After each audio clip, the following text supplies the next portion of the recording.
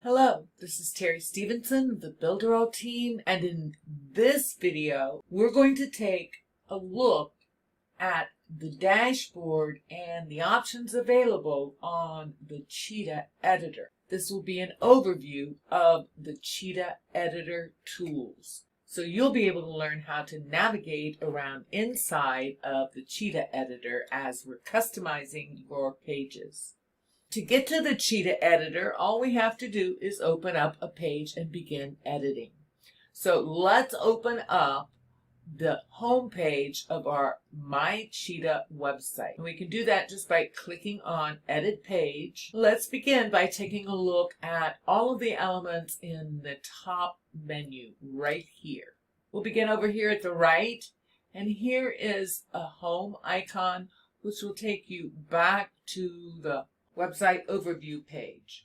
And it will ask you, if you click on it, do you want to just leave or do you want to save and then exit? You'll find that that alert happens anytime you want to leave a particular page. Now I'm just going to close out of that. Right next to that icon, the home icon, is the view that we're in. Now, right now, we're on the desktop, and this is the desktop editor. So here's the desktop icon. If we click here, this is the tablet version, and if we go one more to the right, is the mobile version. So let's go back to the desktop version. To the right, we have a drop-down menu, which allows us to navigate between multiple pages in our website. We can click and open the menu up, and it reveals all the pages that we have in this particular website. So we can navigate between these pages just by selecting them. So let's select that contact page. And again, it's going to ask us if we just want to leave or save and exit. We haven't made any changes, so let's just leave. And here's our contact page.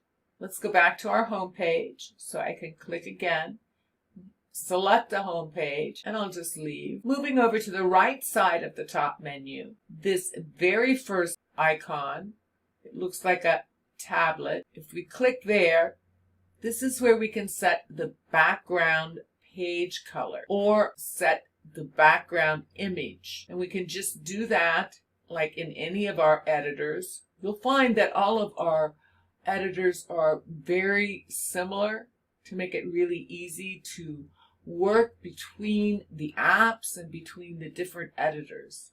You can see we can just click the background color and it brings up an editor where we can select it. We can move this across to find different shades on the spectrum. We also have the ability to create a transparency here. Just by sliding this all the way to the left makes it transparent, and you can see as we move it how that changes up here as we select. So it's a great way to add more variations to the same hex code.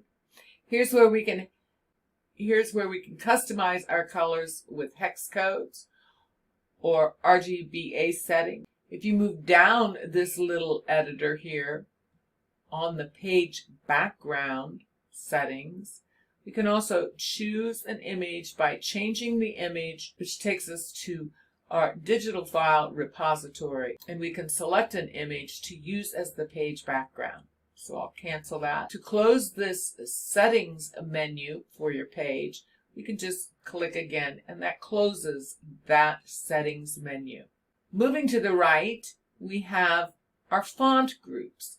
And here's where you can upload a font right here. And we can set our H1, H2, H3, H4, H5, H6, and our paragraph. These are all font settings that we can set here that will be set for the entire website. And that way you can choose default fonts This makes it really easy to keep your pages looking consistent, as well as speeding up how fast they load if you limit the number of fonts that you're using on a web page. And as we're editing and making these settings, you can see here's the title of what we're working on. This is the H1, the headline 1 setting, and here's the preview pane, so we know what we're looking at. We can choose the font family by clicking in here and changing it to any font family that we like. Let's change that to Lotto Black, why not? And we can also change the font size right here by either clicking and dragging, or setting a specific font size. Below that is how you set the size on your mobile. You want to adjust your sizes to optimize specifically for mobile. We also have a line height adjustment and the color choice. So you have all of those options on all of these default font settings that you can set here, and that will set those for the entire website. And again, you can click to close that. To the right of that settings menu, we have something that looks like a ruler. That's what it is. It's a ruler. And you see if you choose it, it pops onto a ruler that is at the top and the left-hand side. This is going to help you with design choices. And when you have that activated, if you put your cursor into either of these rulers, you see how that line is moving back and forth? You can choose a specific point. Let's say we choose right here. I'm just picking it arbitrarily. And if I wanted to, I could move it over. And let's say, okay, I'm going to set this paragraph up. So I can put a line, a marking line right here. And that way, as I am lining things up, I can move these around and it'll actually snap to that line as you get closer to it. And it really helps a lot when you're aligning your text boxes, your fields, and customizing the look and feel of your website. Now to remove that, all you have to do is click on it. And we can also deactivate the ruler by clicking there. The very next icon is an eyeball here. This is our hidden elements feature.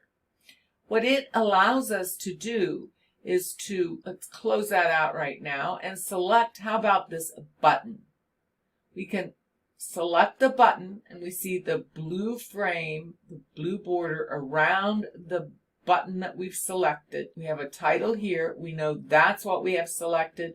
And if we look all the way on the right-hand panel, it also tells us here that right now we're working on the button. We can choose to make this element, this button, invisible on the desktop view by selecting that hide element icon. And when we do that, it takes it off of the desktop and it'll put it up here in our hidden elements.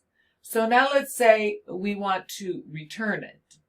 We can click here and there's our button. We can select it and it puts it right back.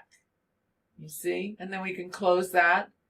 That's very, very handy. You're going to find it's really useful when you are aligning things. Maybe you need to move something. You need to move something out of the way so you can edit something below it. It's also a really handy thing when we're optimizing for mobile.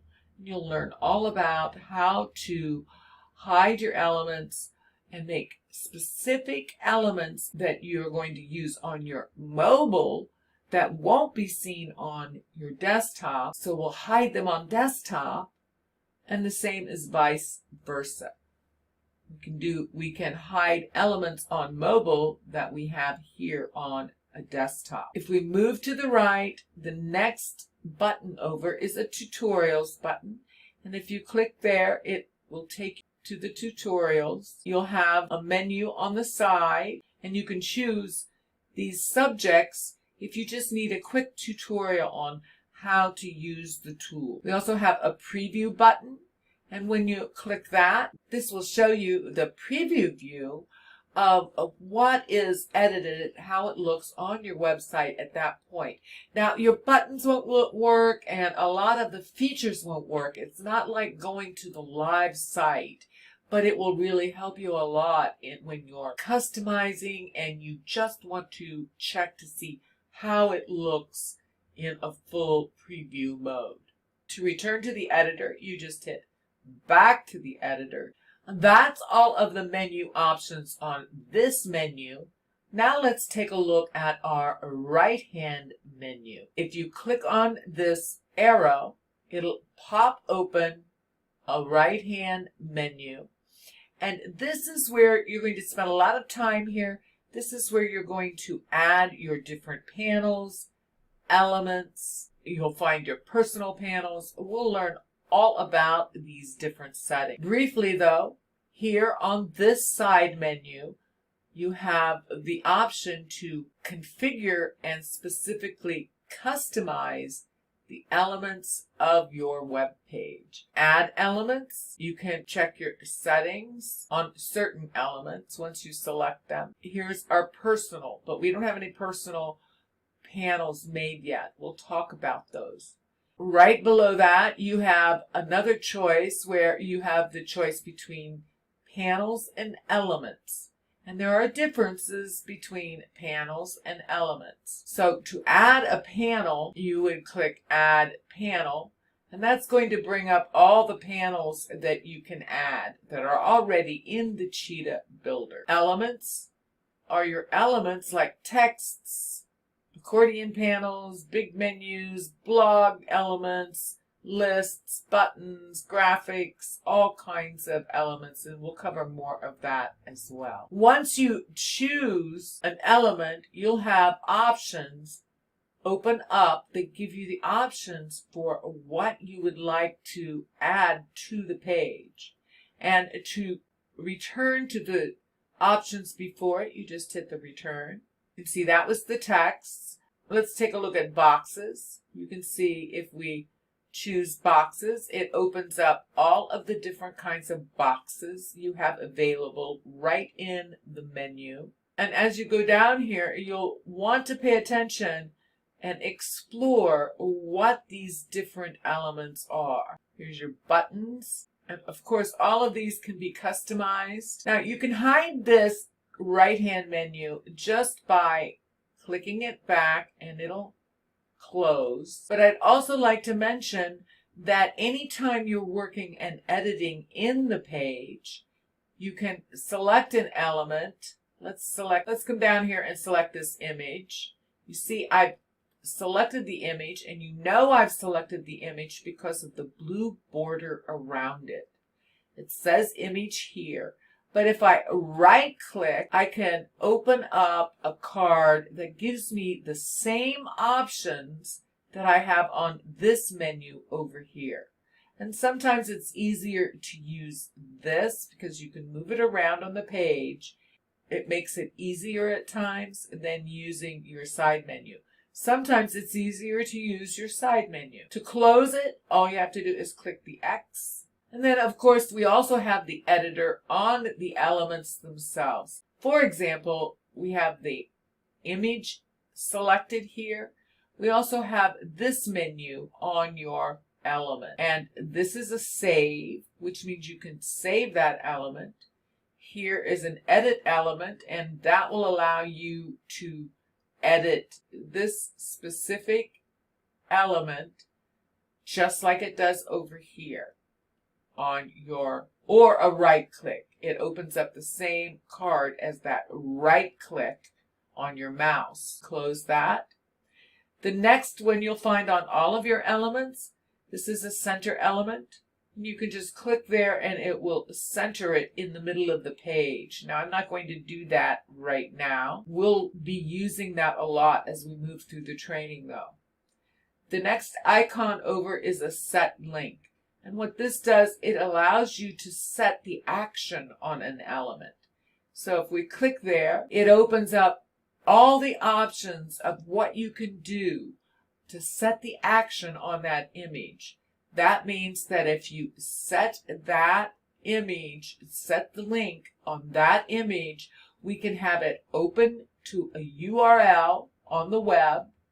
We can also choose whether or not it opens in the same tab, a new tab, or in a parent tab when it's inside an iframe. We can also choose to open it to a page within our website by choosing the page. We can have it be a pop-up, a video, play a video, initiate a download. We can have it activate and open the super checkout, send an email, a phone number, all kinds of things that we can cause to happen when we set a link. So this is really an awesome menu to explore, and you'll learn that as you go through some of the trainings, depending on what we're going to do with that particular element. So we're just going to leave it as it is, though, and cancel out of that. Now, of course, we still have our Save button up in the right-hand corner. You're going to want to save often and save whenever you have done a lot of work. When you do save something, it will open up a card and ask you, do you want to publish the site? It's up to you. If you don't want to publish it, that's fine. Click there, not now. Or we can choose that's fine. Those are the menus you're going to find in the Cheetah Builder. So I'll look forward to seeing you in the next video when we begin to learn how to customize a page made with a template in Cheetah.